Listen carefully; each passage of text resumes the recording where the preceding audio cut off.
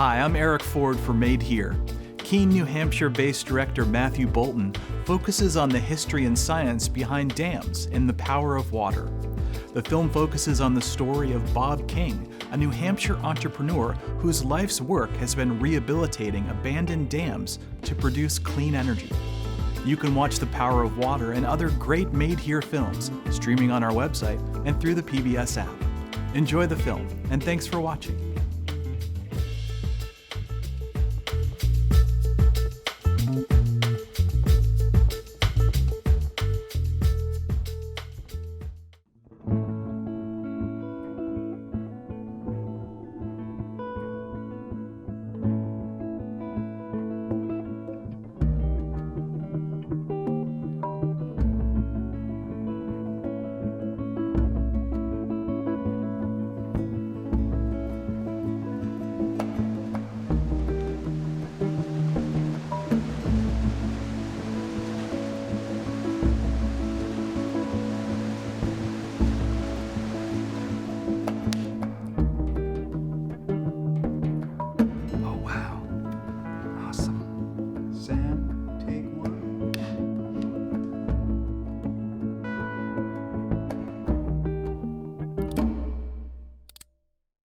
Okay, I'm Bob King. Welcome to my home, which I share with my lovely wife, Annie. I love water. I love rivers. I love free-flowing wild rivers, and I love hydropower. I suppose it all started in China a few thousand years ago when the first recorded uses of hydropower. But here in New England, it was, of course, a huge part of our industrial past. In fact, right here locally in 1674, a man named Peter Evans was born in what is now Hinsdale or perhaps Northfield, and he had a friend named Stephen Belden. Stephen was given a piece of land by the townspeople, and it says right in the deed that he could have this land for free, provided ye shall maintain a sufficient gristmill. Blew it. If ye shall build a sufficient gristmill and maintain it forever, and maintain it forever. And so Mr. Belden got together with his friend Peter Evans, and lo and behold, they built this gristmill, and they must have maintained it for a long time. Fast forward a few years to me when I was 11 years old, and after a big Thanksgiving meal, we went for a hike and stumbled on an abandoned hydroelectric power plant. Windows were blown out, the door was gone, there was nothing but the big iron carcass of a generator in there. To my mind, it just struck me as an incredible resource. I imagined what it must have done once to help light the community around it. Anyhow, it was only a few months later that the first oil embargo struck the United States, and all of a sudden everybody was talking about energy and the price of energy and the sources of future energy and whether it would be clean and renewable or remain fossil fuels. And, you know, to me, this just reminded me that, oh, small hydropower locally here in New England is part of the solution, a wonderful source of local energy. So there I was, I had it in mind that I wanted to own and operate my own hydroelectric power plant in New England, and I had no idea how to do this. I had no car, but I borrowed my parents' old Dodge Omni, and I found this list. There was literally thousands of dams and abandoned hydro sites across New England, and of course, there was a time, not so long ago, when New England got almost all of its energy from hydroelectric power or hydropower. And I mean, this in itself blew my mind, and later I did do the research and came to realize this was true, that up until the mid-1940s, most of our electricity anyway came from hydropower. So sooner or later, I stumbled on a abandoned hydro plant in Northeast Connecticut that was for sale. 27-year-old Bob King is not about to give up on New England's natural energy resource. Before everybody started talking about energy, it just seemed to me as a young person that hydroelectric power was clean and maybe cheap, and that there's plenty of it around, because all over New England we see lots of abandoned stations like this one. Richard Rawson owns and operates a hydro plant in nearby Putnam, Connecticut. What's happened here is simply amazing. I looked at this project about 6 years ago, and I shook my head and left. I didn't think it was even possible to utilize what was left here. That's how I got started. I immediately got to work combing through junkyards and, any source of material, turbines, generators, gearboxes, everything I needed. I didn't have a lot of money, and also I had recently traveled in Africa to places like the Congo and Mozambique, where I had seen how much people can do with so little money, so little capital, so little resources. And I figured if they can do it in Africa, certainly in Northeast Connecticut, I can find what I need to rebuild a power plant. And that was my philosophy. And that's what I did. And I had a lot of help from friends and family who would come down to the site on weekends. They would leave their clean, normal American jobs and come down and get covered with filth and bruises and scratches working for me at the power plant on weekends. So my name is Annie Faulkner, and I'm married to Bob, and it's been quite an adventure. When I met Bob, he was working on his first plant in Mechanicsville, Connecticut. I had imagined, cool little stone waterways and wooden water wheels, this sort of quaint New England scene, and when I got there, it was so much more impressive. It was concrete and steel and big dangerous machines that could hurt you and high voltage. Bob himself was really impressive to me too. So much more than a wild, crazy engineer. He read a lot, he understood the multiple dimensions of our environmental and social crises, and he was really committed. So he lived in a crazy little room that he had built in the rafters of his power plant, and he lived there with his business partner Mitt and all the mice that got to enjoy their crumbs. And he did it with art and creativity and music. He would invite friends and family to come down and work and get dirty and then have a great party afterwards. So there were spinning turbines and strobe lights, and it was a little scary because you didn't want to hurt yourself.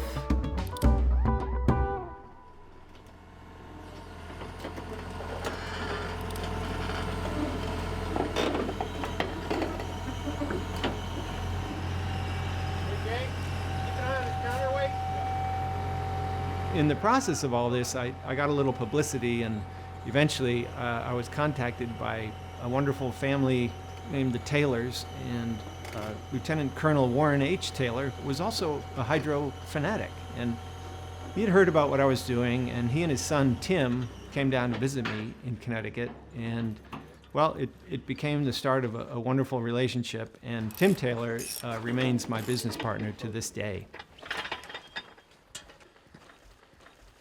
Well, he was impressed by what you had done down in Mechanicsville, and he pretty much said, well, I can treat Bob like my son. Yeah. He's trustworthy, he's hardworking. He says, why don't we, the families, get together and start developing sites? The first unit in Acton, they'd got a log or a wicket gate right in the runner and ripped all the blades apart on the runner, and Bob found someone that had a die to make the curved blades. Right.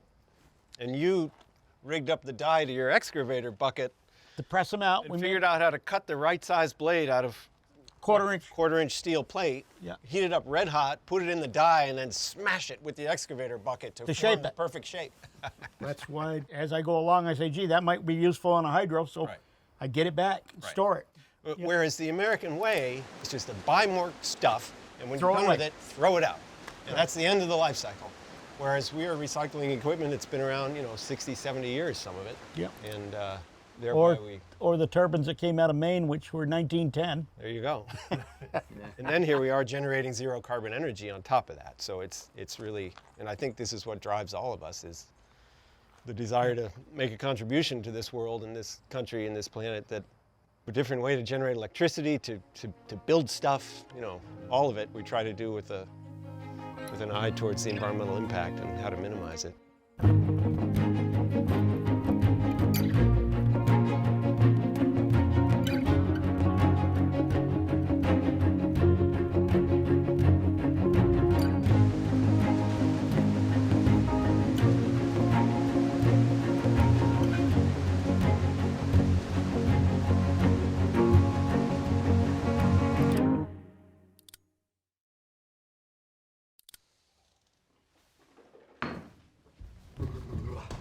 All right.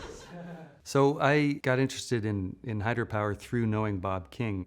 There was a river, and there was this high energy guy making electricity, and you could see that the electricity was leaving the building through insulated high voltage lines. And here he was producing electricity, which is, I think, sort of semi-magical in most of our minds, because how does it work, and where does it go, and what does it do on the way between here and there? The way it works is that somewhere out in your region, there's a spinning, essentially it looks like a big electric motor that's spinning, but it's being powered by something, in our case, by water. So we have a turbine inside, usually a pipe or a case, and the water's flowing through the turbine. The turbine, there's lots of different kinds, but they look always in some way kind of like a fan of some sort. And that turbine is attached to a generator which spins, and the generator produces electricity. So all you need is some way of spinning a generator. So you can spin a generator with a hydro turbine the way we do. You can spin it through a steam turbine, which can be run by a variety of sources like coal, natural gas, steam generated by a nuclear plant. You can spin it directly with a gas motor, like the little generators that you find, behind the market stalls in a farmer's market or on a construction site. So that makes the generation of electricity particularly interesting. There's so many ways to generate it. It's also notable, though, that you can't assume that it's a clean generation source. There's some incredibly bad sources out there, like dirty coal plants, for example.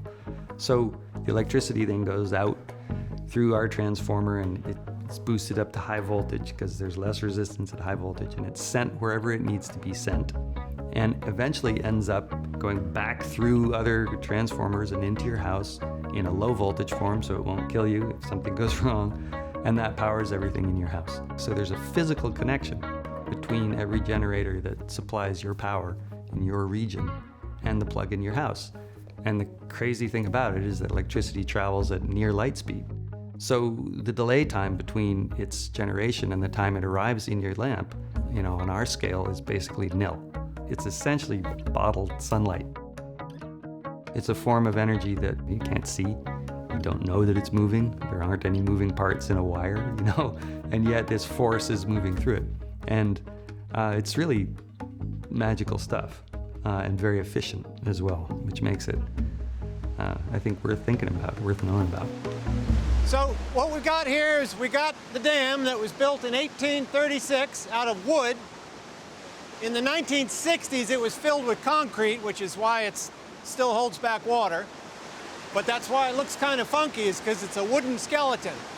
I was asked, does every hydro plant need a power canal? And the answer is no, but this one has a canal so that it generates more head or drop as the water gets further and further away from the dam. The river is going down and the canal isn't, which means the drop increases as you go. So the water comes down the canal, turns outside, goes right under where you people are, and just goes down into a giant, 10-foot diameter pipe that slowly squeezes it down into a turbine, which is only about 8 feet around. And that's where the water goes through the turbine, shoots straight down, and in the process spins the wheel, which thereby spins a great big generator, which you will see. And the generator is what makes electricity. So it's really remarkably simple. And the water goes out the back and right back to the Westfield River.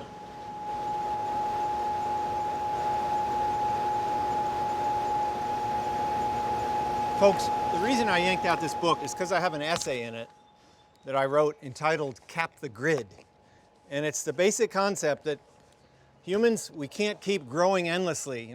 Yes, let's build lots of solar and wind and even small hydro, but all of these have an environmental impact. And can we just figure out a way to stop getting bigger and bigger and bigger? That's kind of what this book is about, and that's part of what my life's work is about. And we need as much clean energy as we can get, especially if we can cap the grid and not keep needing more and more.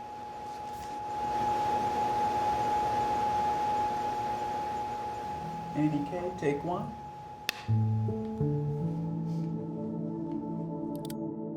There was a project out at Stanford University called the Uncommon Dialogue to bring together dam owners and environmentalists and river enthusiasts to talk about the future of hydropower and how it can be helpful in terms of clean, green energy to address the impact of climate change. All of these parties came together and came up with a framework for how to address the 90,000 dams that exist currently all across the United States, to remove some dams to let the rivers run freely, to retrofit some dams to provide clean, green energy, and to rehabilitate some dams that were a threat or are a threat to public safety. So Bob was involved with the hydropower owners and helped to set up a meeting here in New Hampshire on the Connecticut River at the Wilder Dam to bring together hydro owners, river enthusiasts, and environmentalists to talk about the introduction of the 21st Century Dams Act. With these dams, you don't need to address the same permitting obstacles that you might have creating brand new energy facilities. And we don't have that time, given what's happening to our climate already. We need to dramatically reduce our carbon footprint to address the impacts of climate change right now. It's not a matter whether you're right or left. The main thing is common sense. Now, the problem we have with a lot of the conservatives is they think this global climate change is a bunch of hooey. Bob and I saw it firsthand with the site that we had out in New York, whereas we ended up with 3 floods in about an 8-year time, 2 of them 100-year floods and one a 500-year flood. And that's the one that came through the windows of the power plant and flooded our high voltage generators completely. Underwater, 2,400 volt generators. They didn't like that. No. And along with all the sewage from the local treatment plant that had there, so when we dug it out, it really smelled sweet. When you start seeing that occur in just one location, you say something is wrong here. And you go back through the records and you see 30, 40 years in the past before they'd had anything similar to that. And you say, that's not right. I mean, the mill foundation that was there, that got washed, some of it away, was a mill building that'd been there for 100 years. And we're seeing floods that are taking it away, the foundation, and saying, not right. The interesting thing today is that climate change, as far as how it affects hydropower, well, we are both part of the solution to climate change, being zero carbon energy, and we are in the crosshairs of climate change because of how the weather is changing. At one of our dams, we had already started to literally cut off the top of the dam, cut through 3-foot thick reinforced concrete with great big diamond saws, so that we could essentially create a larger water passage, a larger area for floodwaters to pass, because we knew that climate change was bringing more severe floods and more often. Lo and behold, in the midst of cutting the concrete blocks off, we had a flood. The river wasn't going to wait around for us to finish the job. Instead, the river lifted several 7-ton concrete blocks and threw them off the dam right onto our scaffolding. Basically reminded us that as climate change worsens, which it is doing, it'll become more destructive and more disruptions to ecosystems and people. And, this reminds us why we are even in this industry in the first place, which is to provide more clean energy. So the climate crisis has a twin crisis, and it's mass extinction. So humans are causing the 6th mass extinction on planet Earth. Plants and animals and others are going extinct at a rate something like 1,000 times faster than normal. Populations of wildlife are crashing all over the world, and it's very scary, and it makes me very sad because the complexity and the abundance of nature, of wild creatures on the planet, is a gift that is millions of years in the making, and we are destroying it, we are squandering it, and we can't really ever get it back. And of course, the extinction crisis and the climate crisis go hand in hand. Deforestation drives climate change, and climate change itself is driving extinction even faster. So the two are very much go together. So land conservation, for me, confronted multiple dimensions of the environmental crises. It required humility and restraint. It created wildlife habitat. I just loved having a lot of green on the map and a lot of places where there weren't tons of people and roads and logging. I'd spent a lot of time as a young person climbing and backpacking, so I think I just fell in love with big wild landscapes, and it was an opportunity to create that here. If humans could give back some of the earth to wild nature, there would be room for everything. We'd have room for wild rivers, we'd have room for wild open mountaintops, and we would be able to accept that some rivers are going to be dammed and some mountaintops are going to have wind farms on them. But we need to pull back and make sure there's room for wild nature. So I think the challenges in front of us are quite clear if you step back and look a little bit at it. I'm 57 years old. When I was a kid, there were 3 billion people in the world. Now there are 8. And the world hasn't changed size. The atmosphere hasn't changed size. And yet we continue to produce more and more stuff. And we've just reached the point where we have to be careful. Figuring out where in the weave your interest lies and where you can fit in and how you can make a difference, even a small difference. That's really the challenge. So I remember someone telling me a long time ago that optimism and pessimism were distractions, and that instead we should focus on hope, because hope is essential. Like, we're never going to get through this if we're not hopeful, that maybe what we're doing is actually going to make a difference, and we won't actually live long enough, any of us, to know whether what we're doing is making a big enough difference, but we still have to do it, because we're here, we got to do it. The land conservation that you work on, and the clean energy that we work on, including our new solar project, all these things do make a difference. Do they make a difference fast enough and not at a large enough scale? Probably not. Yeah. But that's why we need more people jumping on the bandwagon and having the fun that we have, because let's face it, our work is fun on a good day. Sam and I love what we do, and we just get a kick out of working by beautiful rivers and seeing this amazing, very simple machinery, so efficiently spin a kilowatt-hour meter and send electricity out into the grid. It's a wonderful sensation. So, looking into the future as much as we can, what I imagine is a future where the solutions are really interesting to be involved in. For example, when I was a kid, my father would talk to us about electric cars and tell us how great they were going to be. Now, my company car is an electric car. We plug it in at the hydro sites. It's better in every way than an internal combustion engine. It's simpler, quieter, more powerful, better, much cheaper to run. So the future can be exciting, and I think is very exciting. It's just the work itself is lots of fun.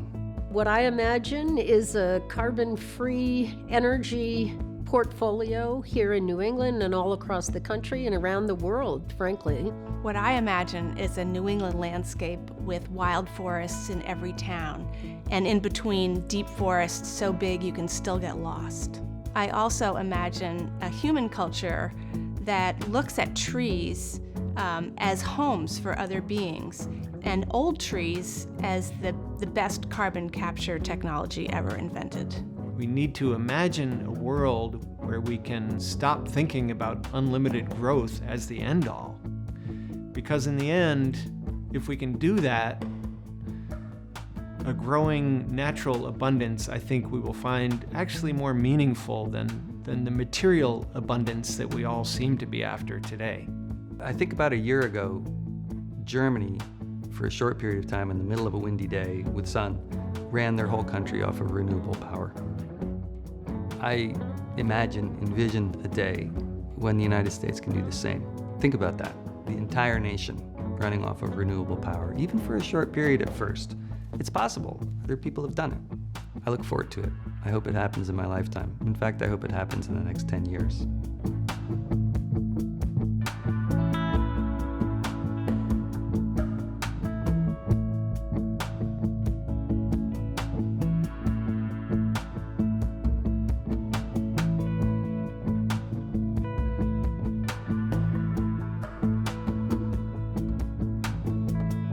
I love water, I love rivers, I love hydropower.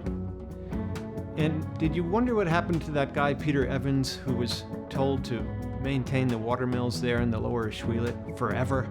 Well, Peter had a son, Lieutenant John Evans, who with his wife Lydia had a son, Uriel, who had a son, Columbus, who had a son, John, who had a son, Careel, who had a son, Frederick, who with his wife Dorothy had a daughter, Elizabeth, who had a son, Robert, and that's me, Robert Evans King. So I'm still active maintaining the dams in the lower Ashwellet Basin 300 years later.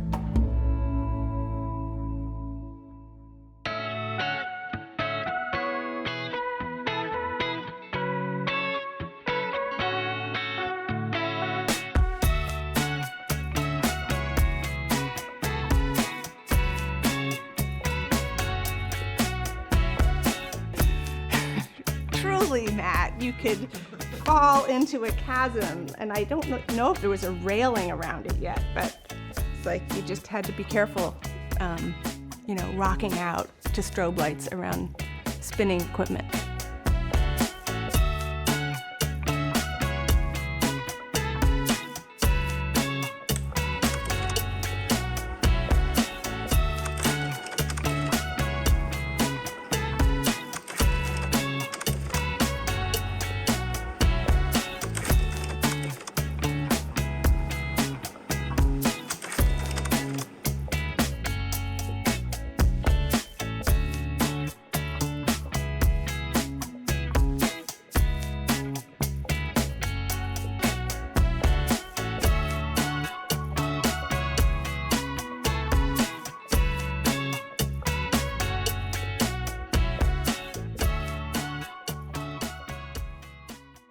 Vermont Public, partnering with local filmmakers to bring you stories made here.